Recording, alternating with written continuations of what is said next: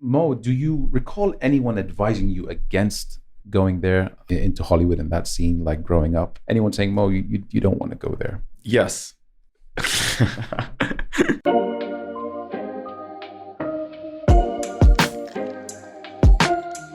Bismillah ar-Rahman ar-Rahim. Welcome to the Mo Show podcast, episode 26. My guest today is a Hollywood film producer. He's produced 11 movies and counting, mashallah. He's worked with the likes of Richard Gere, Gary Oldman, and Susan Sarandon. His latest movie, called Crisis, recently premiered across Saudi Arabia. Please welcome Mr. Mohammed Al-Turki. Welcome, Mo. Thank you. That was a nice introduction. Yeah. It took me a few minutes to work on it, but I just wanted to get the details right. How are you, brother? Thanks for making time for coming on the show. No, thanks for having me. And it's wonderful to see you after all these years. Yeah, probably a decade since the last time we had a conversation. A lot have changed. A lot has changed. Wife, kid, podcast. Yep, amazing. All well. Are you back in Saudi temporarily because of what's happening, or are you in between here and LA? Well, I've been between here and the US and the UK for the past 3-4 years. But with what's happening in Saudi, with all those positive changes and things that we never imagined we would have witnessed with Vision 2030, I think it could be a permanent move. Really? Yep. That means goodbye, LA. I could always visit it. Yeah. It's been home to you for what now? How many years? Since 2010, for almost 8 years. Oh, wow. And then I moved to New York for a year before balancing my time between London. I wanted to also congratulate you on your recent movie, Crisis. This was extra special for you because this actually premiered on home soil here in Saudi, in one of our new cinemas in Riyadh. I saw you at the premiere on your Instagram. Actually, we'll put it up right now with your permission. Of course, go ahead. The Vice Minister of Culture, Hamid Faiz, came and supported. Obviously, with COVID, a lot of people sent me messages with support. The Minister of Culture, Prince Badr Farhan, wanted to be there, but with all the COVID restrictions, he wasn't able to come. But it was great. We had the CEO of the newly formed Saudi Film Commission, Abdullah Hayaf, and we did 2 screenings. My first screening was close to home. We did it in Dhahran Mall, in movie cinemas, which you're aware that movie is the first Saudi fully functional cinema chain. Al-Hukair Group. Sultan Al-Hukair, who's also a friend, he's running it. Yeah, excellent. Great facility. concept. They have a beautiful like suites, also like the Dolby Theater, the Onyx, and so on. Yeah. So I had the first screening in a cinema 2 minutes from the house I grew up in. That's crazy. Which I never imagined would happen in a 10-year film career. Yeah. We had the U.S. consul in Dhahran, Nicole, attend, and a bunch of members from the Saudi Chamber of Commerce, and family members. I had my sister, my father, my mother, and close family friends. It was wonderful to launch it in Saudi in Dhahran. Yeah. And then later on, went with my brother and my nephew to Riyadh, and we did a premiere with Vox Cinemas, Riyadh Front. It was great. Like, I never thought, I was telling a lot of people this, even my friends in Hollywood, we were joking about it. We were saying, who'd ever thought a film like Crisis does not have any premiere in the world because of COVID, and we do all the press tours and the press launches digitally. And then in Saudi Arabia, you actually have a physical premiere with an audience. Yes. Who could have wrote that? Huh? Exactly. Impossible. It's like, I don't know, it's like a twist turn or something. Wow, man. I love how it came full circle. I had a question I was going to leave to the end, but I'm going to ask it to you now because I feel this was your most proudest moment. I was going to ask you, what was your proudest moment in your young career? Was it the launch of Crisis in Saudi Arabia? Crisis is right now like the most recent thing that's very sentimental and meant a lot to me. But in 2012, the closest thing for me to have that feeling of bringing Hollywood back home was when Abu Dhabi Film Festival launched, and I was discussing potentially bringing the film with the Emirati Minister of Culture, Noor Al-Kaabi. So she reached out and she said, we would love to have your movie participate in the festival. But know this, the only reason we want your film to participate in the festival because your direct link being a Saudi, because we want to support Arab cinema, producing a Hollywood film. Okay. So they chose us to bring Arbitrage as the opening film. Mm-hmm. I called Richard Gere and asked him, would he love to come to the United Arab Emirates with me? And he's been, other than the fact that he said yes and he came on the trip and supported me, he's always been a mentor to me in that film world. He always gave me advice. He sat with me, and literally we have a relationship. Like, I look at him as an older brother. I would say like my film father, but he does not like that. I wouldn't think so. But yes, he's been very supportive. We've traveled the world together, promoting films. We were in San Sebastian, London, New York, LA. We've also went on, trips that are not film related, just, spend time with his family. Mm-hmm. How important is to have that go-to guy, almost like a coach or a mentor in Hollywood? Did he really help you in many ways? Yes, he did. And I've done a few things that I'm not going to mention, which I was not very proud of. And he actually reached out to me. Okay. And I respect that and appreciate that even more than ever today, when I remember that he actually called and he cared and he said, you shouldn't do this, you should do that, and guided me. Wow. And later on, I did another movie with him, which is a complete different opposite from his biryani wearing suits and being on the cover of Forbes list and Arbitrage, playing Robert Miller. The other film, he plays a homeless guy in New York City in Oren Moverman's Time Out of Mind. Okay. So again, we were in New York. We were visiting homeless shelters. I remember we were at the Hoboken homeless shelter, and that whole experience working on this film was very touching to me. I learned a lot about, the homelessness in the United States, and how, as a homeless person, you're not guaranteed a bed every night. Even if you're in a shelter, you have to queue and you have to take a number every single night. So if you come late, then they'll send you to a different shelter, and so on. And I don't know. Changes your perspective on life. Of course it does, a lot. Yeah. There's another thing I wanted to add also, if you let me, is basically all my films, which a lot of people don't know that about me, is they all have a social message. So Arbitrage was the backdrop of the financial crisis. Mm-hmm. Then I did At Any Price, and it's also the backdrop of the farming crisis. Okay, and Time Out of Mind, the homelessness and the homeless crisis, and 99 Homes about the housing crisis. Yeah. Okay. Yeah.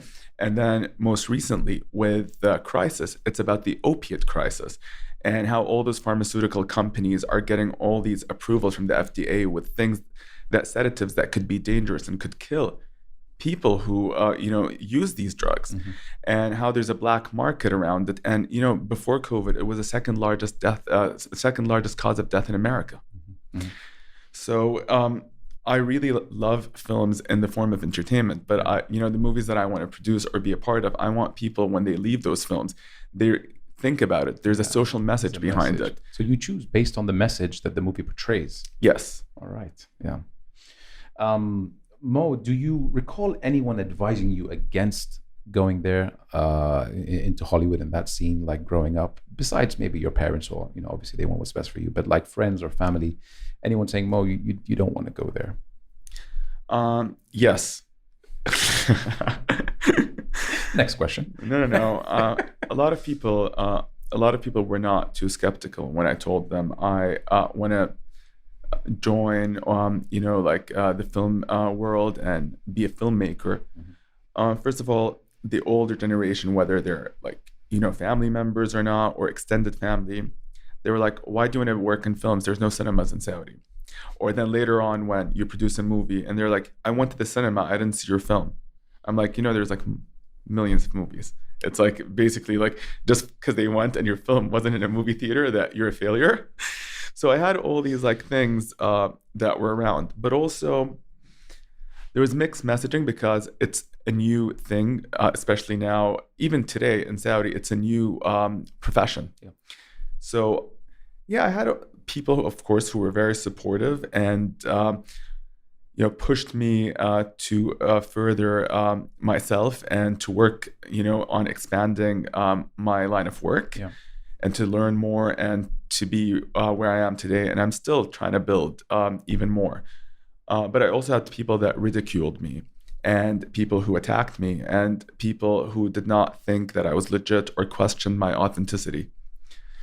And even today, people would see, even on my social media, I'm friends with a lot of actors, but I'm also friends with the biggest supermodels in the world. And, we go on these trips, but they don't seem to know that, if you're part of that Hollywood world, it's a small cycle, and we do protect each other, and everybody knows one another.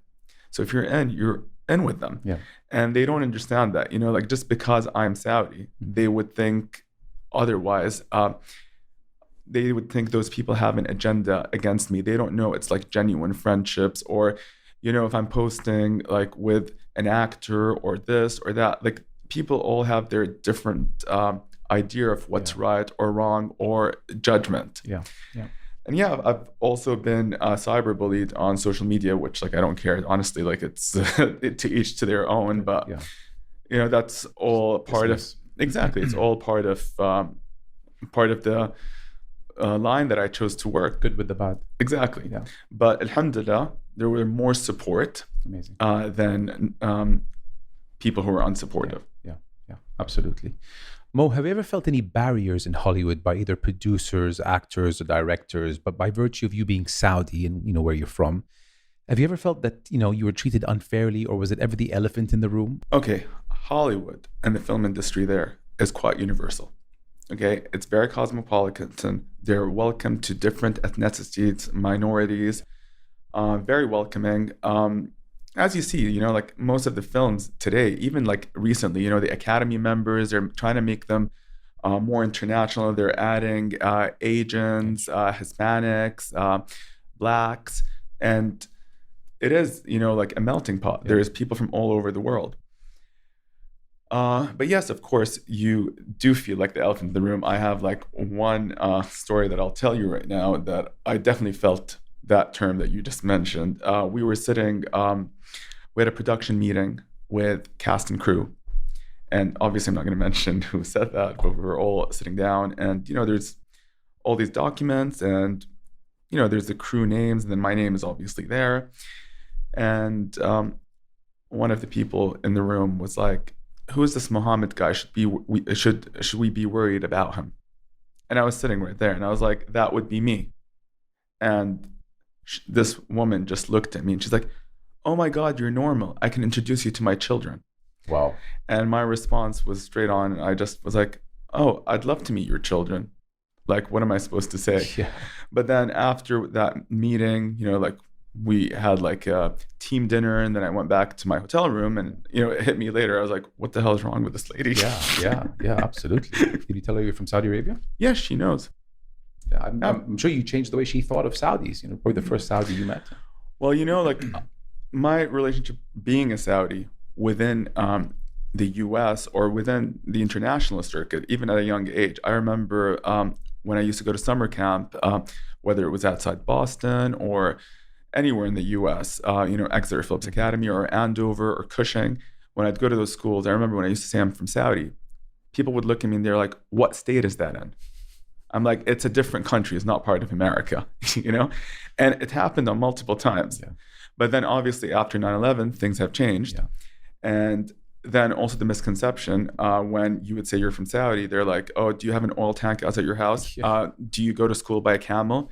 Does your dad have a harem of women? Yeah. And so on. Are you the son of a third marriage? Yeah. And I'm like, I've heard them all. So there's all these different misconceptions. Yeah. But that was one thing. But I used, and I'm actually proud of it, I used being a Saudi in Hollywood to my benefit. The term Saudi producer was a new term in Hollywood. And I was like, how can I be more recognized than all those producers that I'm competing with? Put the Saudi card hat. Yeah. Okay? Jumps off the page. Exactly. When I arrive to any event, do they want me to be the producer or do they want me to be the Saudi producer? I'm like, no, definitely Saudi producer. So I distinguished myself from my team members. And I obviously got more noise, and then open doors, huh? Exactly, it did open doors, but obviously, other than opening doors, there was sometimes the opposite narrative, where you go and you're trying to raise money and you start speaking to them, but they're like, but you're Saudi, don't you come from an oil-rich country? Why are you trying to raise money for this film? I'm like, why am I sitting with this venture capitalist group trying to hustle a way of getting cash from them? They're like, they close it down. They're like, you're Saudi. Yeah. They have expectations and preconceived notions of what a Saudi guy is. You've, as far as I'm concerned, you've paved the way for a Saudi producer entering Hollywood. My guess is that it was a bumpy road for you. Do you think going forward, the road will be a little less bumpier for those who come after you? I'm very happy, honestly. Like, I've heard quite a lot also by paving the way to a lot of young filmmakers to produce, even to direct, to get into the international circuit of filmmaking. Yeah. And my first moment of realizing that, I was a guest at the New York Film Academy. I did a master class, and the moderator mentioned, this was before, obviously, the opening of cinemas here. This was in 2015, 16. Okay. And she told me there was 500 Saudi students and growing when cinemas were not even allowed. Wow. And imagine back then. And I met a bunch of students there who attended. And yeah, there were all sorts of Saudi young creatives. And it was a wonderful thing to see. And a lot of them have come up to me, and it was like one of those most humbling experiences. They were like, we see you doing it. We feel like we would be able to do it. And honestly, when I got into film, I just did it because I loved film. I didn't think I'm going to be the token Saudi filmmaker or to speak, or to be the spokesman of that. I did not like. You didn't think it'll go there? No, I didn't know that I would have all these responsibilities. But you're the first. I could be the first. I'm sure there is people, but yeah, not on your profile. Like not to the tune of 11 movies. I think there's been a few movies that maybe some Saudis produced here and there. But in Google, if you put Saudi film producer, it's gonna be you that pops up. Alhamdulillah. Yeah, and that's pretty cool because now you've made it okay for the next person to want to go and do that. Speaking of local Saudi directors, a friend of mine, Mahmoud Sabbagh, he's done a few feature films. Barakah meets Barakah. He was telling me, he's like, he meant it to be a drama, serious, and halfway mid-flight it turned into a rom-com. And watching it was filmed in Jeddah. I was like, man, I mean, this is Saudi director, Saudi producer, Saudi actors. It's not far off the Hollywood quality in terms of like my retention. I was really, really enjoying it. I don't know if you got a chance to see it, but no, I've watched Barakah meets Barakah. You saw it? Yeah, I saw it. And also the story today with all the changes. Yeah, the social will confuse people the younger generation who did not live in the 80s or in the 90s in Saudi or the early 2000s, and they watch. They're like, did these rules all apply back then? Yeah. It's literally, he did it in a time where it was very different. Yeah. And it's quite recent though. 5-6 years ago. Yeah, but in 5-6 years, look how much changed. So much has changed. Yeah. But it was a great film. It it was great that he had a whole Saudi crew. And there is a lot of Saudi filmmakers that I actually like. Like personally, I'm also friends with Haifaa Al-Mansour, who directed the hit Wajda and then ended up directing Hollywood films like Mary Shelley and the Netflix hit Nappily Ever After. And now she's also directing HBO TV shows. She was the first Saudi female to be part of the jury members in the Cannes Film Festival. Good for her. It's great, and she's been very busy. She's still filming a lot of films internationally, and I always say this as a joke because me and her are from Sharqiya, so we're like, yeah, like the people from Sharqiya, we got had a breakthrough in Hollywood. Yeah. Okay. Yep. We're still, we've got Ahad Kamil representing Hijaz, Ahad Kamil also was in Wajda. She acted in Wajda. She was the teacher. Yeah. I love her on screen. She's really good. She's great. Yeah. Is the movie business really difficult to turn profit? Like, what's the likelihood of a movie turning profit in percentage points? Like 50% chance it goes profit or less? No, less. Less than 50%. It depends also. Like, they always say movies are a gamble. You should produce 5 movies, 2 of them are hits, and they'll cover the loss of the 3 failures.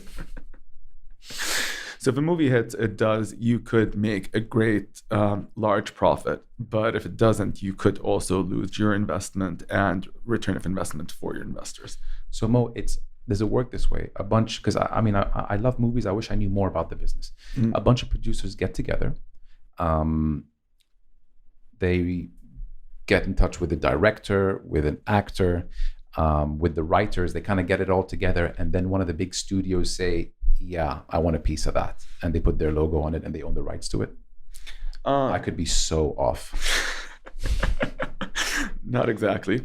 So there are two ways of making movies. There's obviously the studio films, which studios have their greenlit scripts, and they approach directors and package the deal and get finances through a studio. Okay. And those are safe because normally those films are Universal, DreamWorks, Warner Brothers, and they have a worldwide release. Yeah. But then there's the films like that I work on, which I like to call high-end independent. Mm-hmm.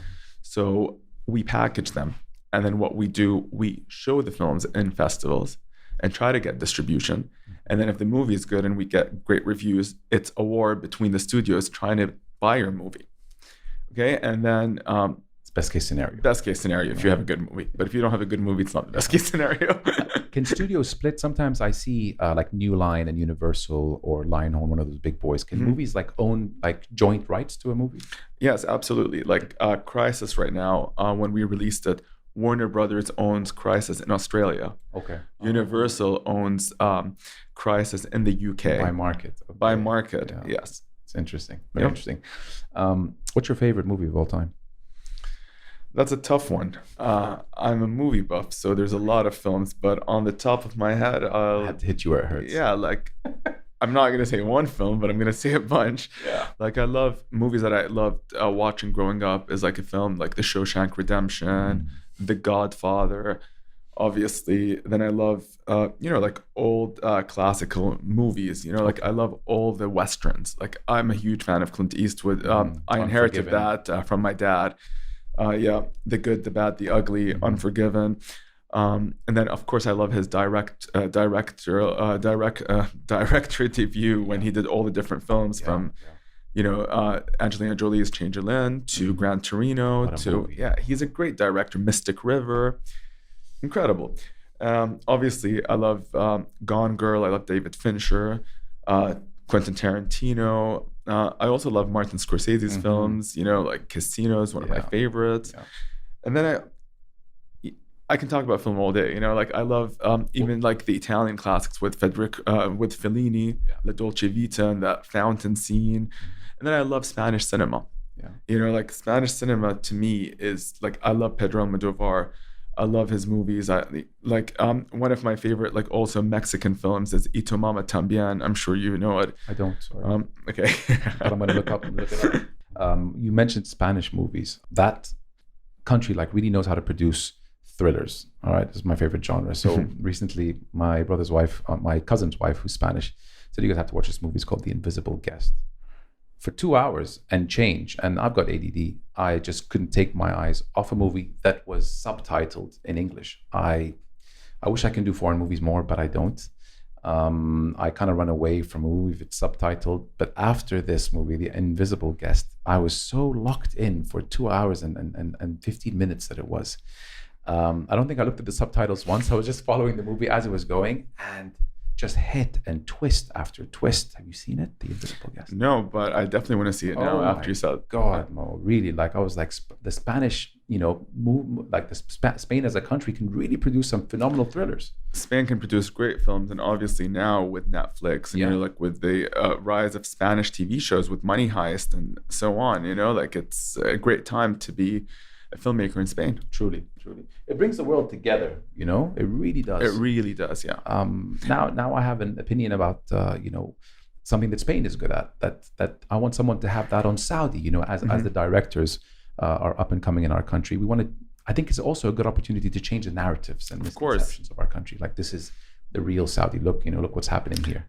Film is a universal language, you can do films about Saudi, using all those human elements by showing people more about our culture. I always say films like Slumdog Millionaire or, even Black cinema, like African American films like Soul Food or Barbershop, all those simple stories take you in and teaches you about the culture. And I feel like those can be taken as a, like a benchmark to do films about Saudi in that form. Yeah, absolutely. You're absolutely right.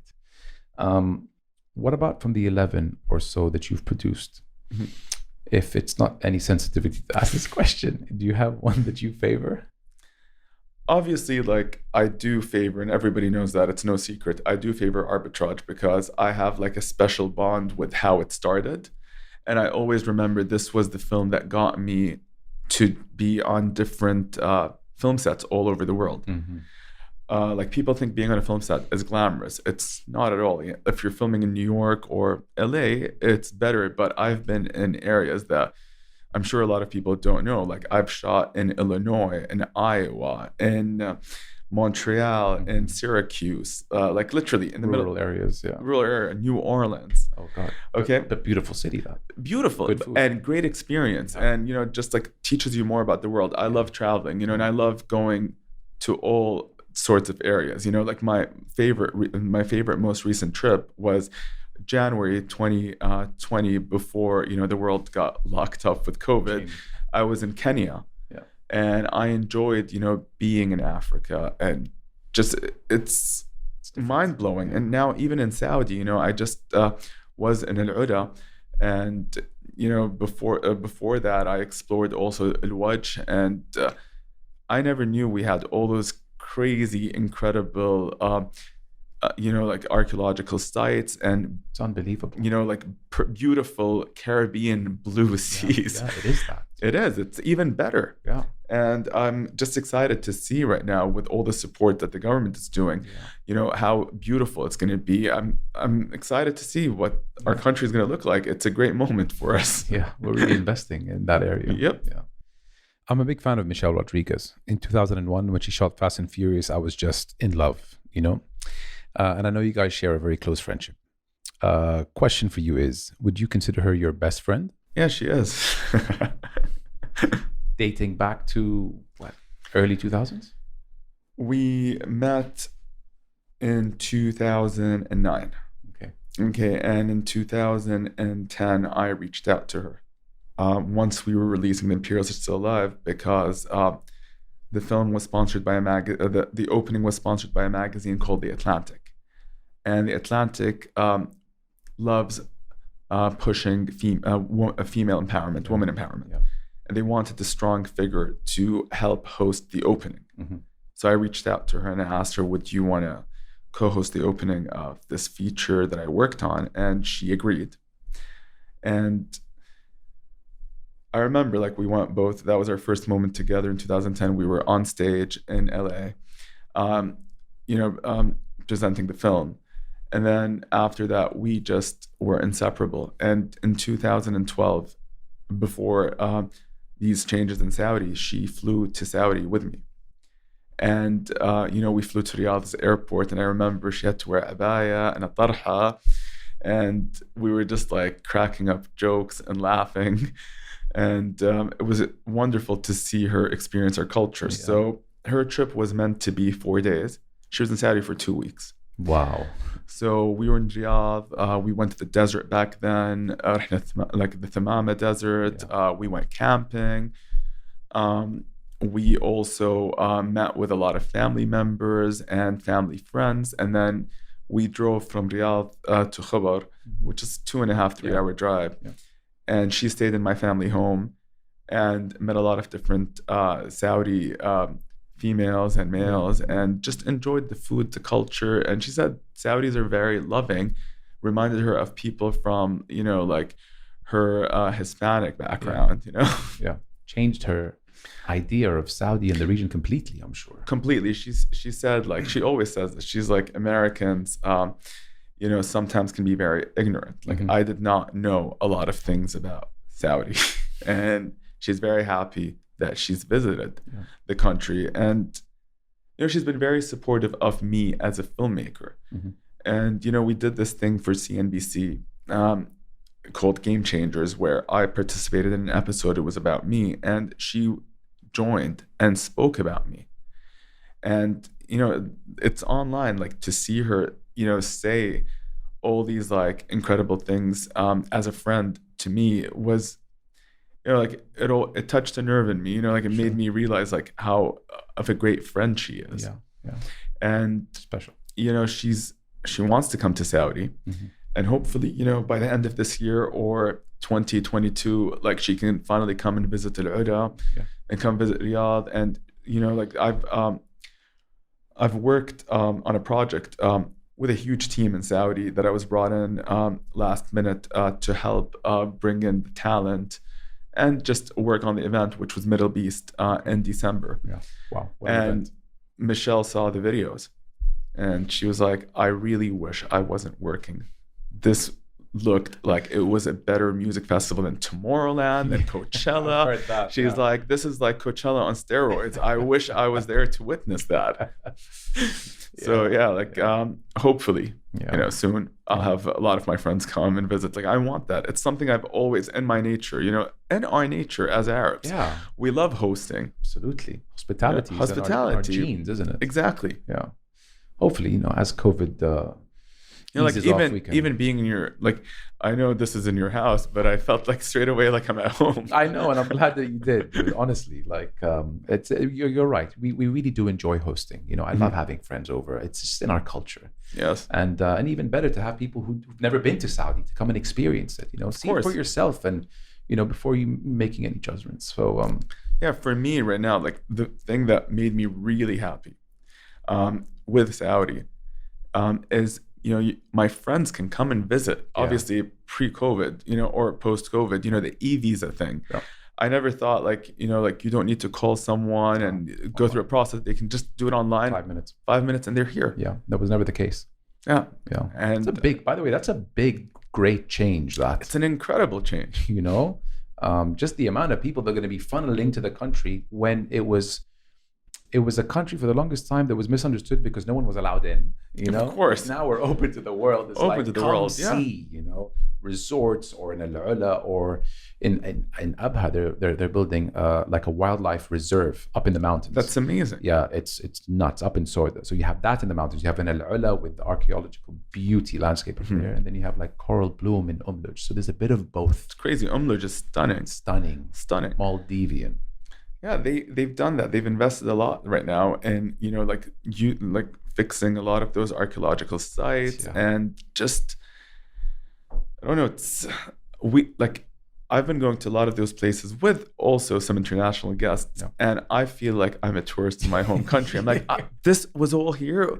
I never knew this was here. More than them documenting. Yeah, because you're proud, man. No, I'm very proud, and I'm very happy to see this. Yeah. As we gear up to 2030, and not necessarily film, just in general, what changes would you like to see over the next 8 or 9 years?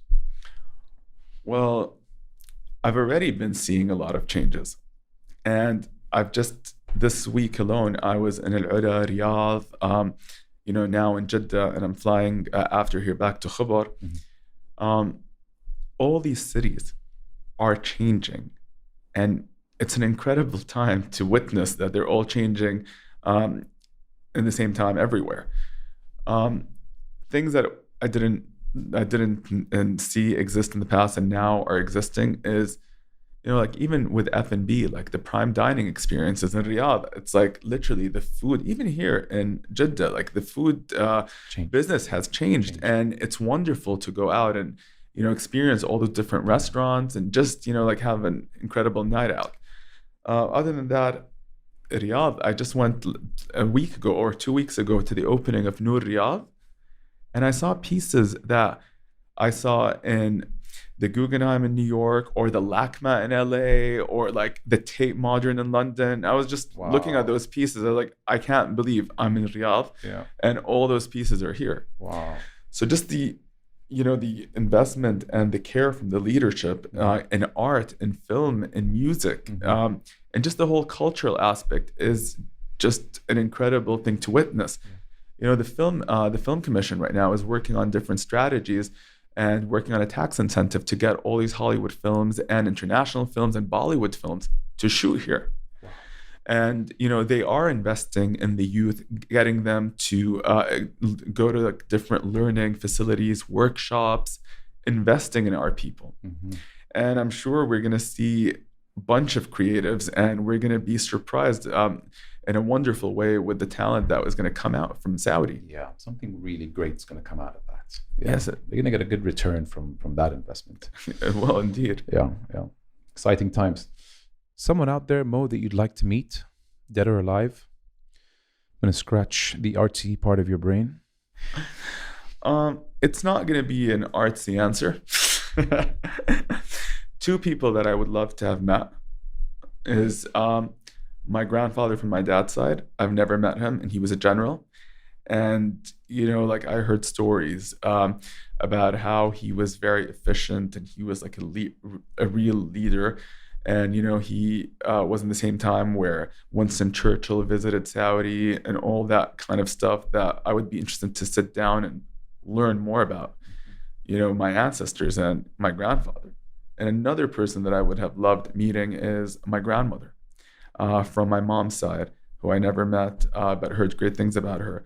And, like her story alone could be like a Hollywood feature film. Yeah. Just the fact that, she was originally Syrian, and she was kidnapped and brought to Saudi at a young age. Oh, wow. Yeah. And then later on met my grandfather and got married and had a wonderful life. But her story is just like fascinating. It feels like one of those period piece films. Yeah. I'm sure you hear a lot about her through your mom. Of course. Yeah. Wow. Two beautiful answers, Mo. Much better than what I had in mind. I thought you were going to, yeah.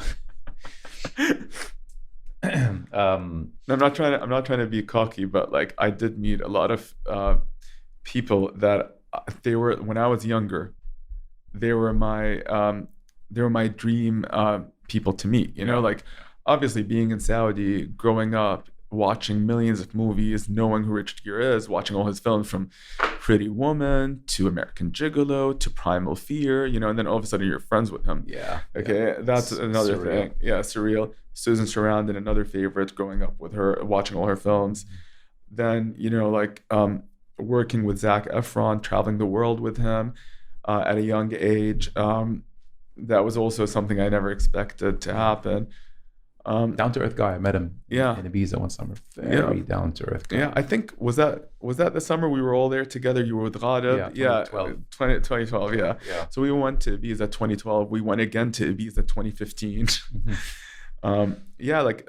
He's a very good person and a good friend. I remember in 2015, he was really working on back-to-back projects, and we're all flying, me and a few friends, to the Mediterranean. And he didn't want to tell me that he was surprising me for my birthday.